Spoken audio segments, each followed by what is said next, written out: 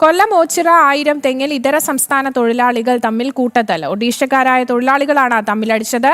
പരിക്കേറ്റവർ വണ്ടാനത്തെ ആശുപത്രിയിൽ ചികിത്സ തേടി. സംഘടനത്തിന്റെ ദൃശ്യങ്ങളും പുറത്തുവന്നു. 6 പേരെ ഓച്ചിറ പോലീസ് കസ്റ്റഡിയിലെടുത്തു. മനോജാണ് ചേരുന്നത് വിവരങ്ങൾ നൽകുവാനായി.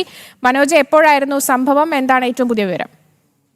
ഹരിശ്രീ, കഴിഞ്ഞ ദിവസമാണ് ഈ ഒരു സംഘർഷം ഉണ്ടാകുന്നത്. ഓച്ചിറ 1000 തെങ്ങിലാണ്. ഇതര സംസ്ഥാന തൊഴിലാളികൾ താമസിക്കുന്ന സ്ഥലത്താണ് ഈ ഒരു സംഭവം ഉണ്ടാകുന്നത്. ഒഡീഷക്കാരായിട്ടുള്ള തൊഴിലാളികളാണ് താമസിക്കുന്നത്. അതായത് എന്താണ് വിഷയമെന്നത് വ്യക്തമല്ല. പക്ഷേ 2 സംഘങ്ങളായി തിരിഞ്ഞായിരുന്നു ആക്രമണം. മാരകായുധങ്ങളും ഉപയോഗിച്ച് ആക്രമണം നടത്തിയിട്ടുണ്ട്. ഇതിൽ 6 പേരെ ഓച്ചിറ പോലീസ് കസ്റ്റഡിയിലെടുത്തു. എന്താണ് ഈ സംഘർഷം ഉണ്ടാകാനുള്ള കാരണമെന്നത് പോലീസ് പരിശോധിക്കുന്നുണ്ട്. അതേസമയം തന്നെ പരിക്കേറ്റവരെ വണ്ടാനത്തെ ആശുപത്രിയിൽ പ്രവേശിപ്പിച്ചിട്ടുണ്ട്. ഇതിൽ മാരകായുധങ്ങളുമായി തമ്മിലടിക്കുന്ന ദൃശ്യങ്ങളാണ് പുറത്തു വന്നിരിക്കുന്നത്.